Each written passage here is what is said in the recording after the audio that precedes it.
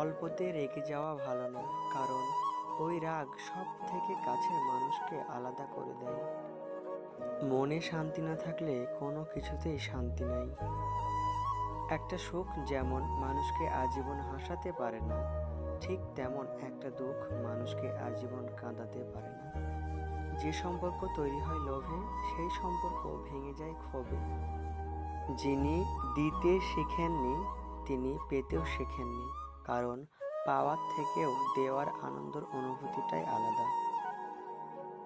সহ্য সীমা অতিক্রম করলে মানুষ নিজেকে বদলে নিতে বাধ্য হয়।